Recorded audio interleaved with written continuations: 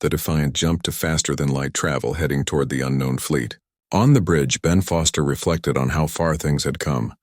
6 months ago, humanity had been accused and dismissed. Now they were being sent to represent the galaxy in its most crucial moment. "Think they will be friendly?" Julie Adams asked from the communication station. "I think they will be themselves," Ben replied. "Just like we are going to be ourselves."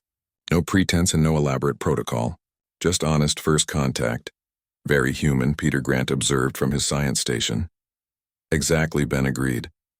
"That is why it might actually work." The Defiant dropped out of faster-than-light travel at the edge of the terminus zone. The alien fleet spread before them, vast and imposing. Each vessel was easily 10 times the size of the Defiant, and constructed from materials that matched nothing in galactic databases. "Open all communication frequencies," Ben ordered. "Transmit in every language we know. Keep it simple. We come in peace. We wish to talk." For 5 long minutes there was no response. Then suddenly the largest vessel in the fleet lit up with activity. A transmission came through, rendered into English by advanced translation algorithms. "We are the scattered. We have traveled far to find others. You are the ones who speak for those who live here." Ben considered his response carefully. "We speak for ourselves. We are humanity. Behind us are many civilizations, each with their own voice. Would you like to meet them?" Another pause. Then the reply came. "Yes, but first tell us, how did you come to speak for many when you are small and they are ancient?" Ben glanced at his crew and smiled. "That is a long story. But the short version is we declined to speak until they learned to listen." The response came quickly, and if the translation was accurate, it carried something like amusement. "This interests us greatly. We have much to discuss. Come, small ship. Let us talk as those who truly listen should." As the Defiant approached the alien fleet, Ben felt the weight of what humanity had accomplished. Not through force or deception, but through refusing to accept dismissal. The Scattered, as they called themselves, had been traveling through space for 3 generations, searching for other intelligent life. They had encountered ruins and remnants, but never living civilizations until now. Their lead diplomat, if that was the right term, met with Ben in a neutral docking bay between the 2 fleets. The being stood nearly 3 meters tall with 4 arms and skin that shifted colors based on emotion. Its name translated roughly as Finder of Lost Voices. "Your species is young," Finder observed. "Yet you were chosen to meet us. This is unusual. Youth has advantages," Ben replied. "We have not forgotten what it means to be new and uncertain. The older civilizations have protocols that go back thousands of years. Sometimes protocols get in the way of understanding." Finder's skin shifted to a warm amber color. "We left our homeworld because the old voices refused to hear new songs." "This sounds familiar." "Very familiar," Ben agreed. "Humanity almost walked away from galactic civilization 6 months ago for similar reasons. But you did not walk away." "No," Ben said. "We made them change instead. It was not easy and it required sacrifice. But sometimes the only way to be heard is to show what silence costs." Finder gestured toward the rest of the Scattered fleet. "My people will want to hear this story. We thought we were alone in our struggle." "You are not alone," Ben replied. "The galaxy is full of voices waiting to be heard. Some have been waiting longer than others." Over the following days, the Defiant served as intermediary between the Scattered and the Galactic Council. Ben insisted on one condition. The Scattered would not be presented to the Council as supplicants seeking admission. They would be introduced as equals exploring mutual cooperation. Ambassador Vexthor initially resisted. There are protocols for integrating new species into galactic society. These protocols exist for good reasons. The protocols exist because they worked once, Ben replied calmly. But the galaxy is changing. The Scattered are not a primitive species stumbling into space. They are experienced travelers who chose to find others. Treat them accordingly. Jake Morrison supported the approach from his position on the council. "Commander Foster is correct. We cannot apply old models to new situations. The Scattered deserve respect, not bureaucracy."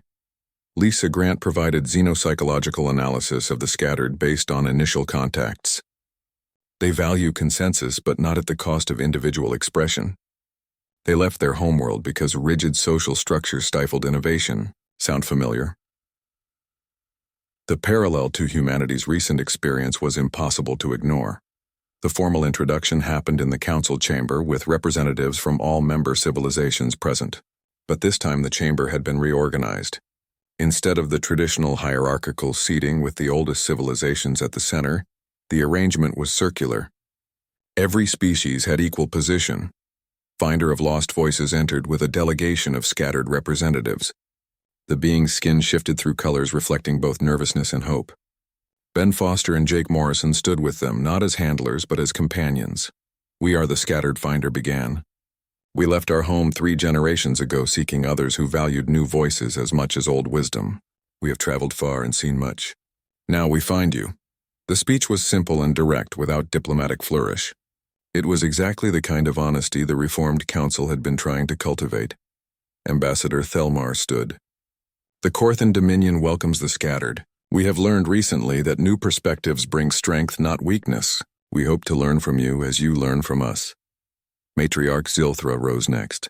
"The Vrax Collective sees in the scattered a mirror of our own journey. Every species begins somewhere. Every voice deserves to be heard. We offer friendship and collaboration." The eldest mind of Centauri Prime transmitted its thoughts to the chamber. "We are the oldest among you yet. We have learned the most important lessons from the youngest. Welcome, scattered. Welcome to a galaxy that is finally learning to truly listen." Ambassador Severin of the Zynthian hegemony was the last of the major powers to speak. His crystalline form pulsed with what might have been embarrassment. "The Zynthian hegemony acknowledges we initially resisted the changes that made this moment possible. We were wrong. We welcome the scattered and thank humanity for teaching us that age does not guarantee wisdom." The formal proceedings continued, but the real connections happened afterward. Scattered representatives mingled with council members in genuine conversation. Questions were asked and answered without political calculation. Ideas were exchanged without concern for status or hierarchy. Ben Foster found himself in conversation with a young, scattered engineer named Seeker of New Paths. "Your faster-than-light drive is different from ours," Seeker observed. "Perhaps we could compare designs." Peter Grant, who had been listening nearby, jumped into the conversation enthusiastically. "Our lead scientist on quantum mechanics is Vrax. Your engineer should meet her. 3 different approaches might create something none of us imagined alone. This is how progress happens," Ben thought. Not through formal treaties and careful protocols, but through genuine curiosity and willingness to learn.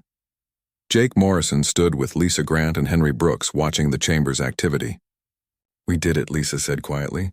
"We actually changed the galaxy." "We started the change," Jake corrected. "Maintaining it will be harder than starting it," Henry nodded. "There will be setbacks. The old powers will occasionally forget the lessons they learned.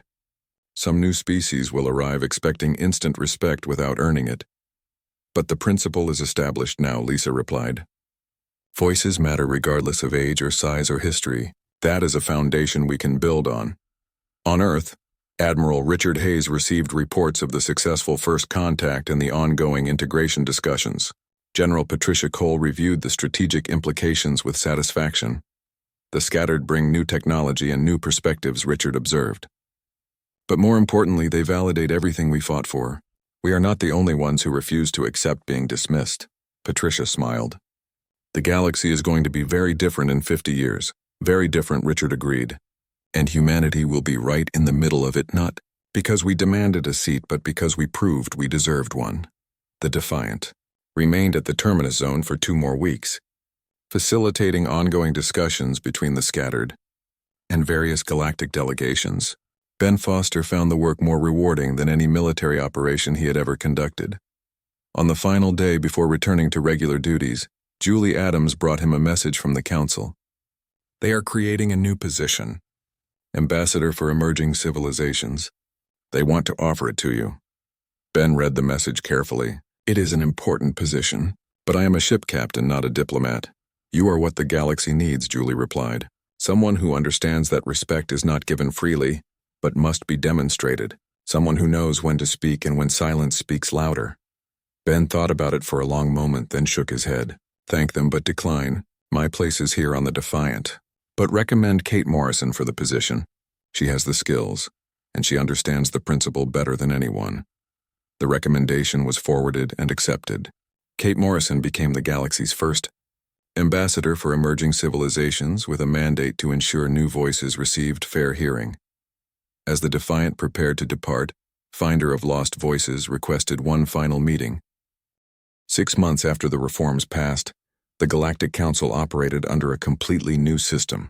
The changes were not just procedural but represented a fundamental shift in how interstellar politics worked. Jake Morrison returned to the council chamber for the quarterly assembly, and the atmosphere was noticeably different. Representatives actually listened when he spoke. Proposals were evaluated on merit rather than which species suggested them.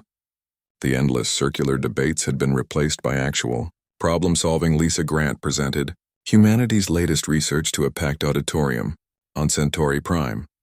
Her findings on cross-species medical compatibility opened new frontiers in treatment. The Centauri researchers asked genuine questions instead of making dismissive observations. Several approached her afterward to propose collaborative studies. "It is strange," Lisa told Henry Brooks over a secure channel that evening. "I keep waiting for things to slide back to how they were." "They will not," Henry replied from his office on Haverton's Gate. "We changed the fundamental equation. The galaxy learned they need us more than we need them. That is not a lesson easily forgotten. But the real changes were happening far from council chambers and diplomatic forums." Captain Ben Foster led the Defiant on joint patrol with a Corthan battle group through contested frontier zones. The Corthan commander wing leader Corseth had been skeptical at first. By the third week, his perspective had completely shifted. "Your tactical protocols are aggressive," Corseth observed as they reviewed patrol routes in the briefing room. "But effective. Corthan doctrine emphasizes defensive positioning." "Different philosophies from different histories," Ben replied. "Humans spent centuries fighting each other before we reached space. We learned that sometimes the best defense is aggressive deterrence. Your species makes war readily." Corseth's translator rendered his curiosity mixed with concern. "We make war when necessary," Ben corrected. "But we prefer to make peace from a position of strength. There is a difference between being peaceful and being harmless." The joint patrol encountered pirates raiding a civilian convoy near the fringe. The coordination between human and Corthan forces was seamless. Ben's crew provided precision strikes while Corseth's ships formed a protective barrier around civilians. The pirates fled without firing a single shot. Afterward, Corseth sent a personal message to Ben. "I understand now why the Council fears you. Not because you are warlike, but because you are competent. Competence in the hands of an independent power is more threatening than aggression." On the research station orbiting Vrax Prime, human scientist Peter Grant worked alongside Vrax colleague researcher Tilvek. They were developing revolutionary, faster-than-light communication that could reduce message lag across galactic distances.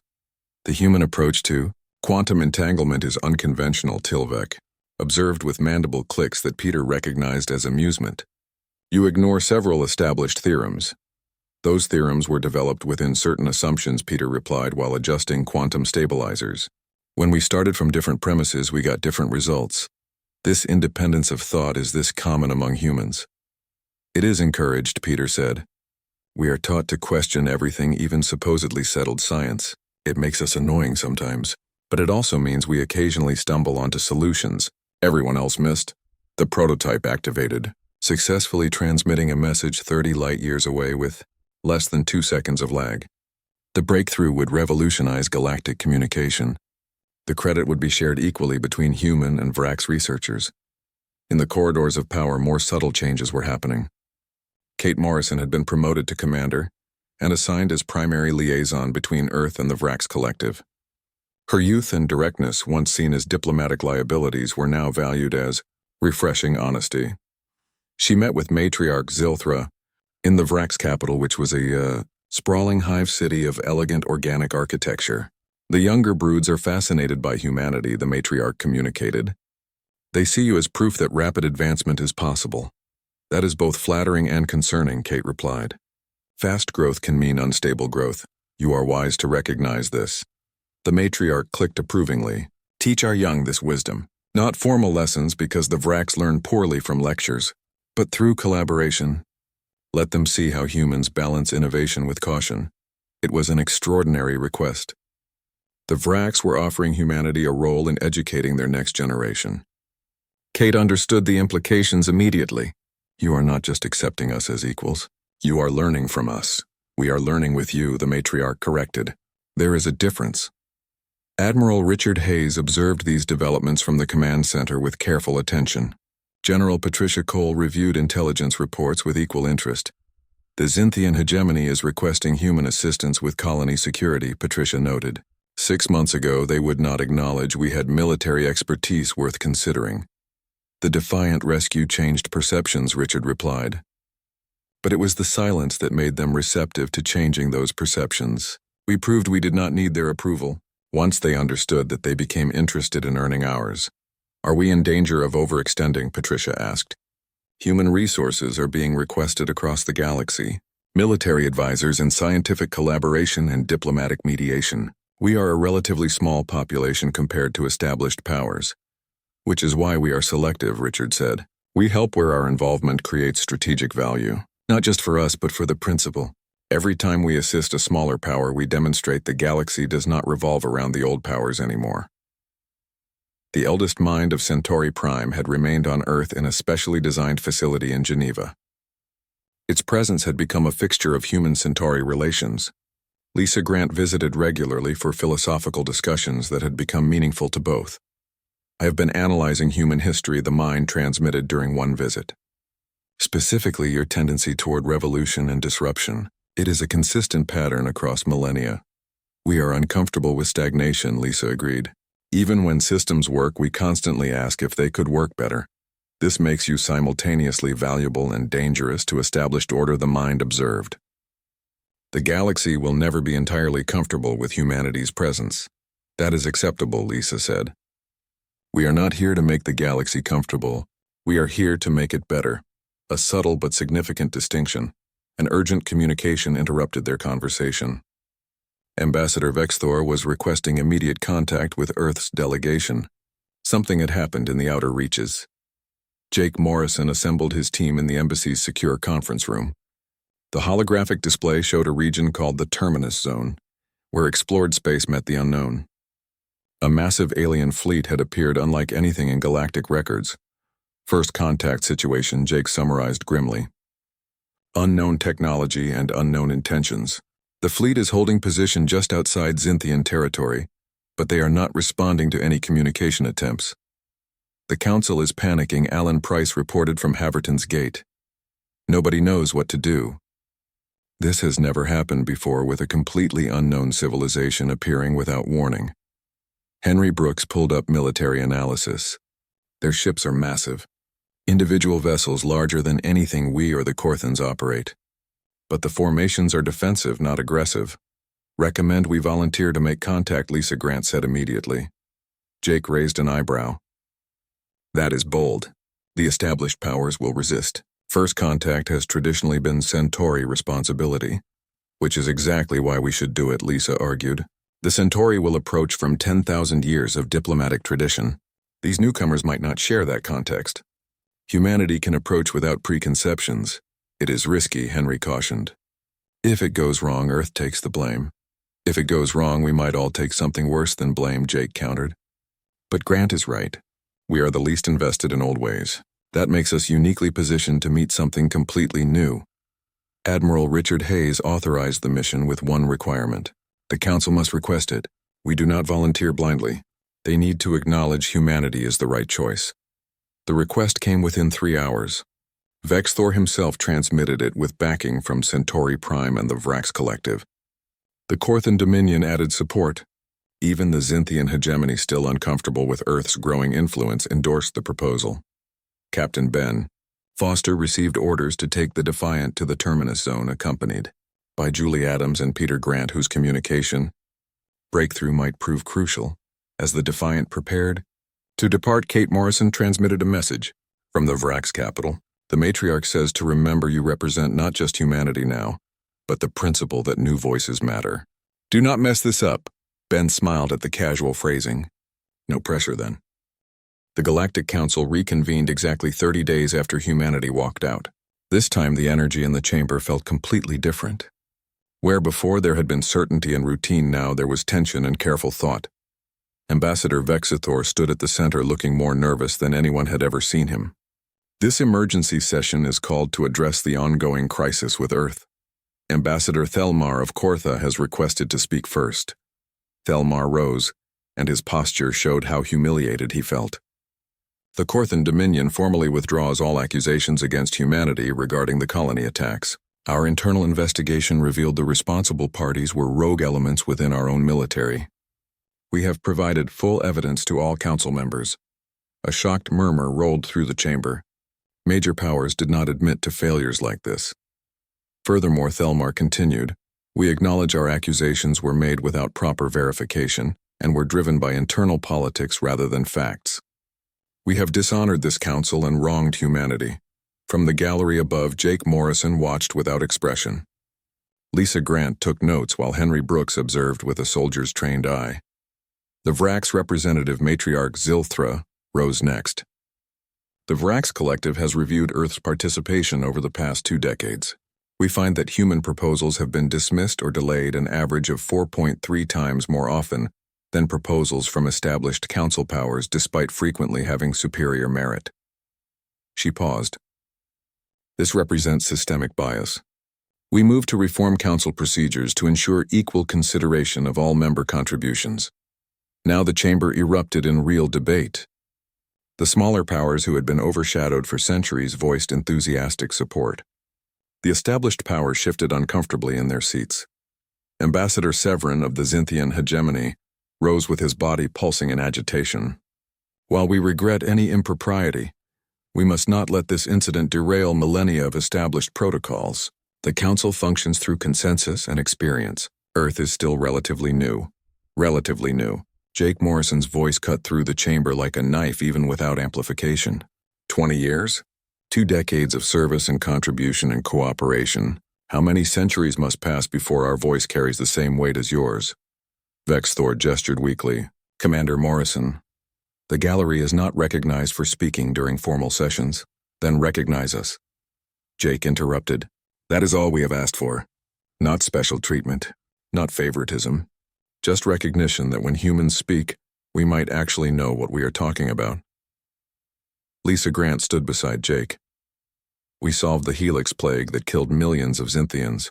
We provided the quantum encryption that secured Korthan communications against pirates.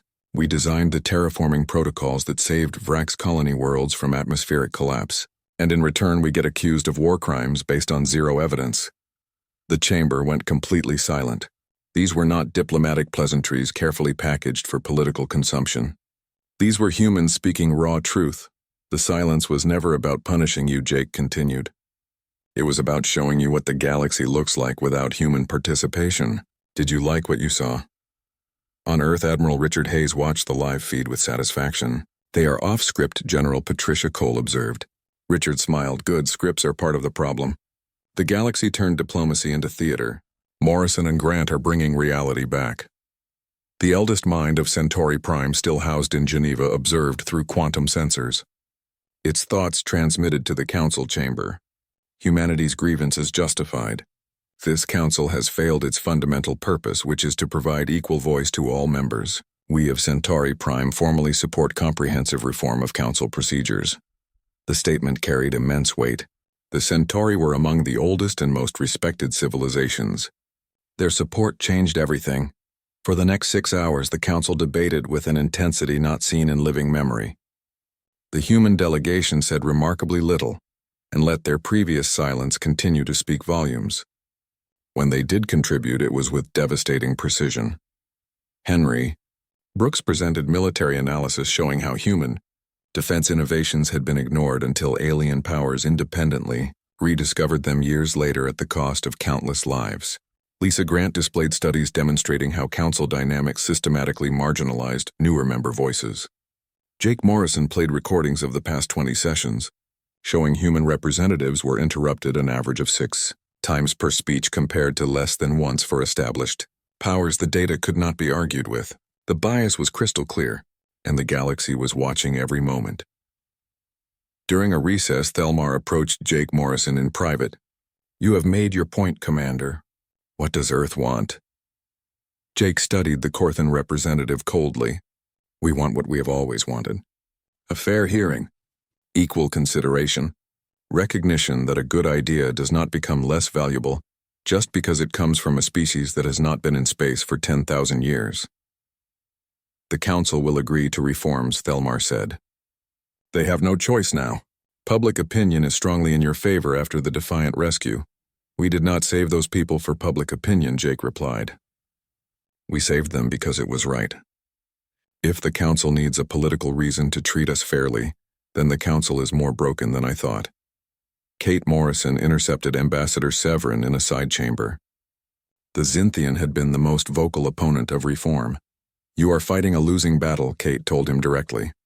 The other powers have already shifted. Why are you still resisting? Severin's form darkened. Because if we yield to pressure every time a member species grows angry, the Council becomes meaningless. Structure requires stability. Stability is not the same as rigidity, Kate countered. The galaxy is changing. Humanity is not the only emerging power. In the next century, there will be a dozen more species reaching for the stars. If the Council cannot adapt to one new voice, how will it handle 12? The ambassador went quiet. You believe this is about more than humanity. I know it is, Kate said. We are just the first to refuse second-class status. We will not be the last. The question is whether the Council reforms now with dignity or gets dragged into relevance by political crisis. When the session resumed, Vexthor called for a formal vote on the reform package. The measure required 2/3 majority to pass. The vote appeared in holographic light above the chamber floor. One by one, civilizations cast their votes. The smaller powers voted unanimously in favor. The Vrax supported it. Centauri Prime voted yes. The Corthan delegation, after a long hesitation, voted in favor. The final tally showed 78% approval.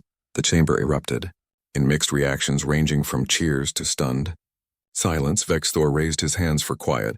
The Council recognizes Commander Jake Morrison of Earth. Will humanity return to full participation? Jake looked at Lisa and Henry, then back at the assembly. We will return, but understand this clearly. Earth does not need the Council to survive or thrive. We are here because we believe in interstellar cooperation.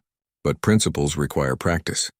If this Council slides back into old habits, we will not waste breath complaining. We will simply leave and you will have to manage the galaxy without us. It was not diplomatic and it was not particularly friendly, but it was honest, and honesty had been absent from these chambers for far too long. As the session ended, representatives from dozens of species approached the human delegation, not to negotiate or maneuver, but to simply talk. Real conversation without political calculation. Lisa Grant discussed institutional change psychology with a Vrax philosopher. Henry Brooks exchanged views on military ethics with a Corthan general. Jake Morrison found himself surrounded by younger diplomats from emerging civilizations, all eager to understand how humanity accomplished the impossible. In the command center, Admiral Richard Hayes closed the feed. Phase complete. The silence worked. General Patricia Cole nodded. It was one hell of a risk. Richard replied quietly. The greatest risk would have been staying in a broken system. Sometimes you have to walk away to prove you do not need them more than they need you. The silence lasted 17 days, and to a galaxy used to constant communication it felt like forever.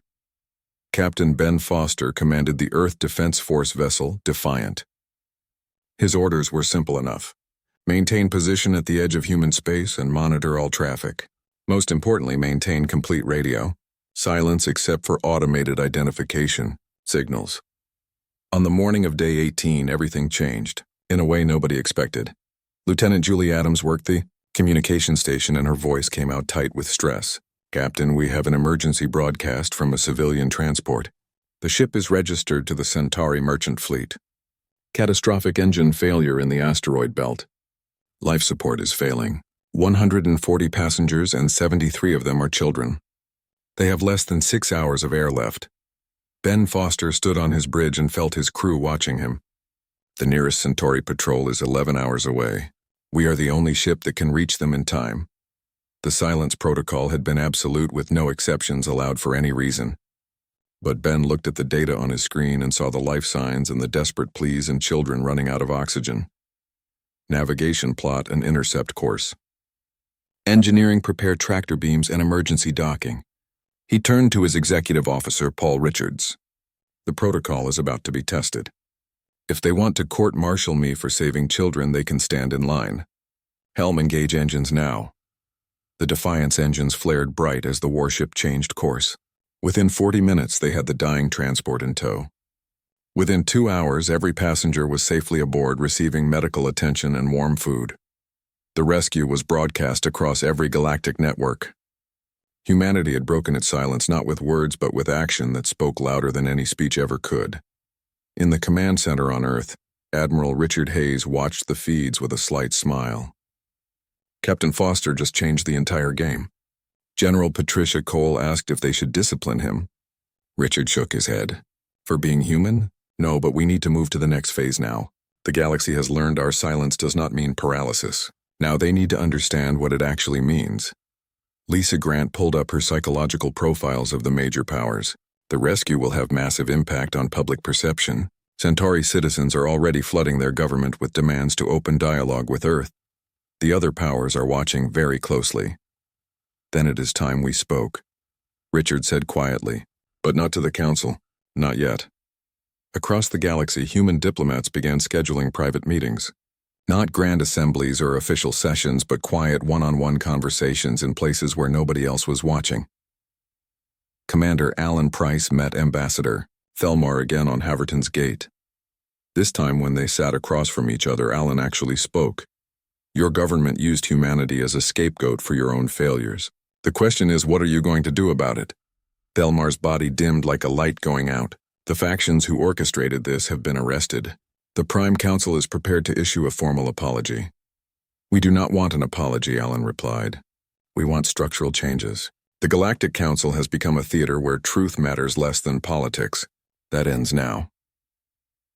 On the Vrak's homeworld, Kate Morrison met with the Hive matriarch, which was an honor almost never given to someone so junior. But Kate had been chosen precisely because she was not a senior diplomat, trained in endless protocols.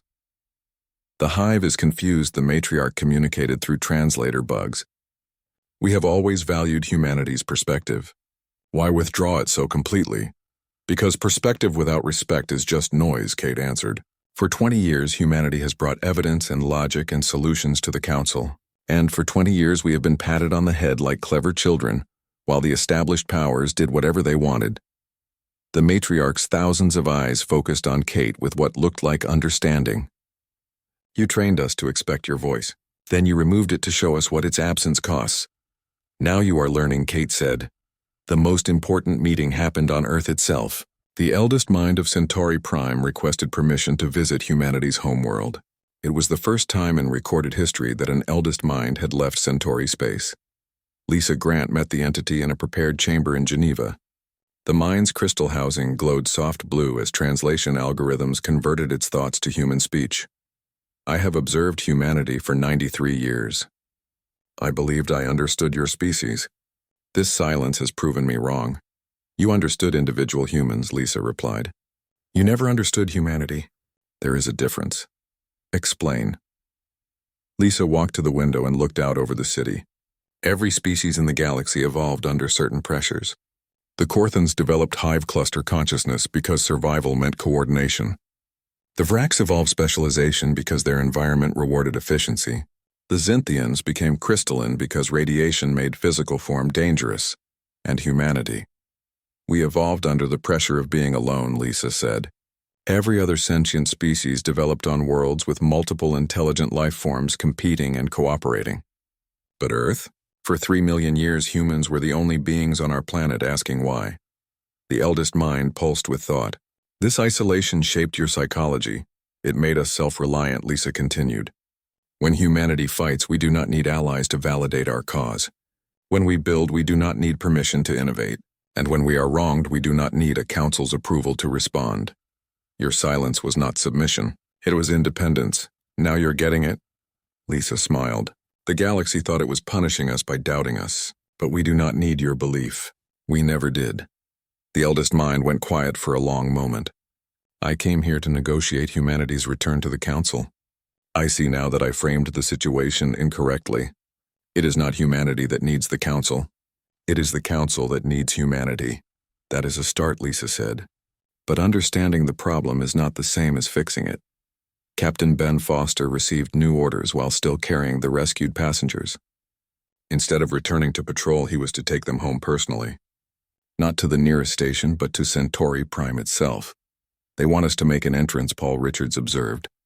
Ben read between the lines of his orders. More than that. They want us to remind the galaxy what humanity looks like when we are not sitting behind a negotiating table. The Defiant arrived at Centauri Prime 3 days later with an honor guard of Centauri warships escorting them.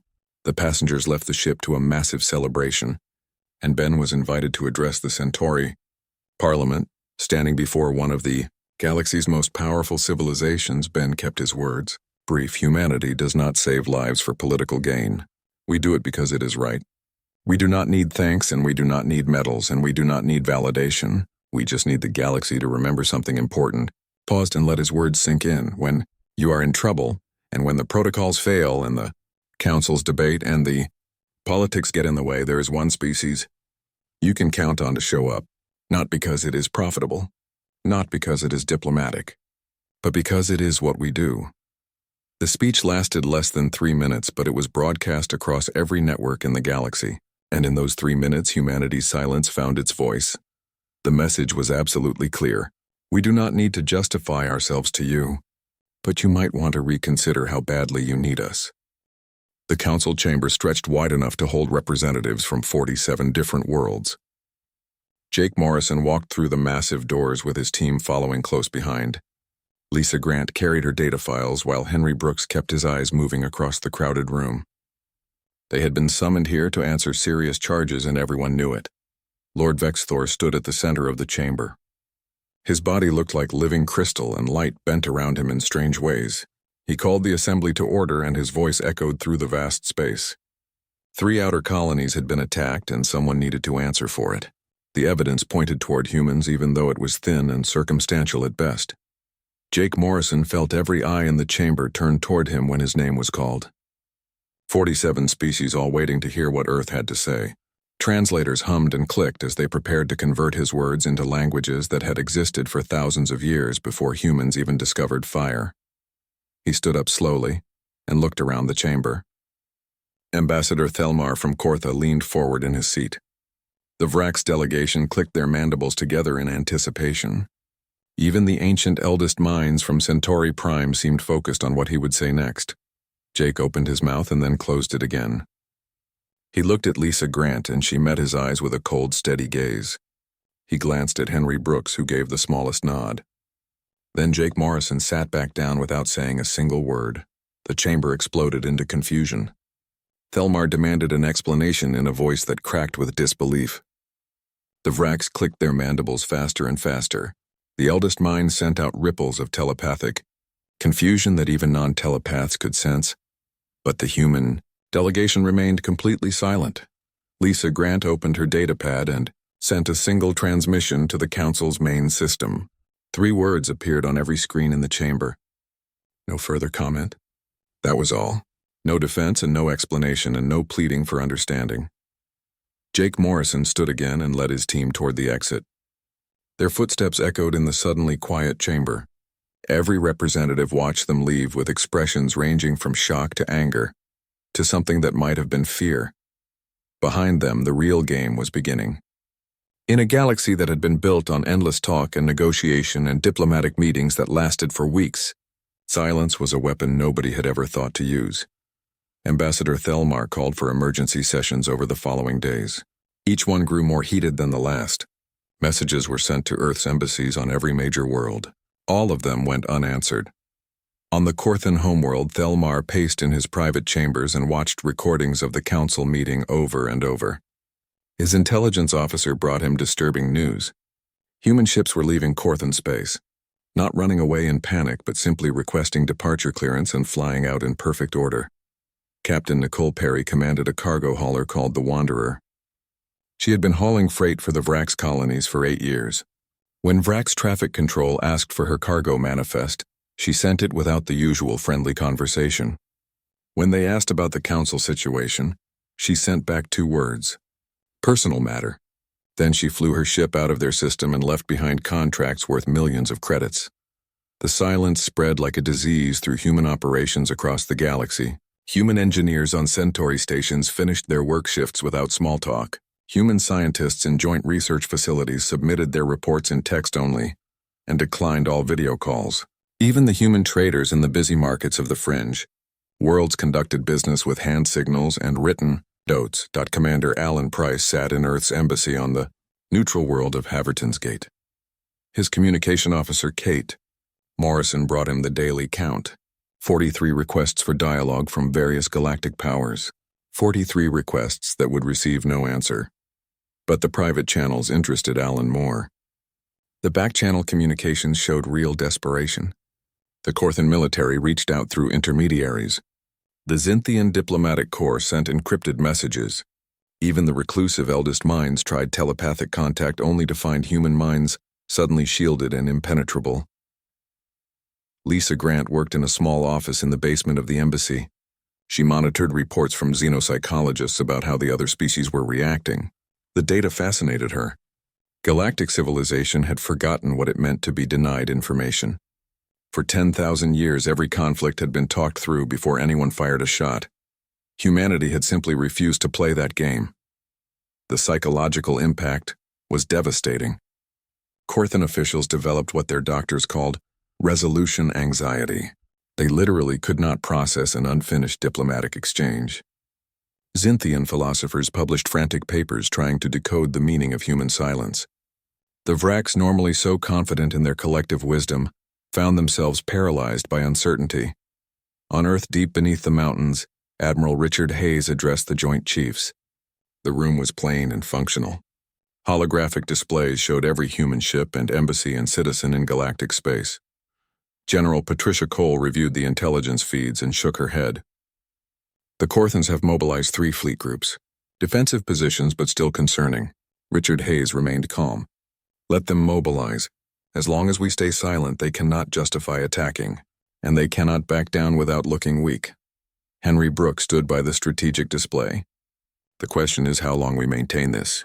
Every day costs us economically. Lisa Grant appeared on a video screen. Every day costs them psychologically. We are not just refusing to speak. We are refusing to participate in their reality. For a civilization built on constant communication that is existential terror. Admiral Hayes nodded slowly. We hold the silence until they break. Someone will break. Across the galaxy, human freelancers who were not bound by government orders noticed the change too. When they spoke to alien contacts, they were met with new caution and new fear. Captain Steve Holland ran a small salvage operation in the frontier sectors. When he docked at Waystation Sigma, the usual friendly greetings were replaced with nervous formality. His first mate, Karen White, noticed it immediately. They are afraid of us now. Steve nodded, though his expression showed he was troubled. Fear means respect. Maybe it is time they remembered we went from wooden ships to faster-than-light travel in just 400 years. Back on Haverton's Gate, Ambassador Thelmar finally got permission to meet with Commander Alan Price. The meeting was arranged in a neutral conference room. Thelmar entered to find Alan Price sitting calmly with his hands folded. The human did not stand or offer any greeting. He simply watched as the Corthan ambassador sat down. Commander Price, surely we can discuss this reasonably. The Council only seeks clarification about the colony incidents. Alan Price said nothing. The evidence is circumstantial. If humanity would simply provide an explanation, I am certain we could resolve this. Silence. Commander. This silence serves no purpose. It only increases tensions. Alan Price reached into his jacket and removed a small data chip. He placed it on the table and slid it across. Then he stood and gave a slight nod and walked out. Thelmar's hands shook as he loaded the chip. It contained a recording from one of the attacked colonies. The timestamp showed it was made 2 hours before the official distress call. The recording clearly showed the attackers were not human. They were Corthan rebel forces using false identification. More importantly, the recording proved the Corthan government had known this all along. They had blamed humanity to deflect from their own civil problems. As Thelmar sat alone in the empty room, the weight of human silence took on new meaning. They had not spoken because they did not need to. The silence was not weakness or fear. It was judgment. and judgment Thelmar realized with growing horror was far more terrifying than any accusation could ever be.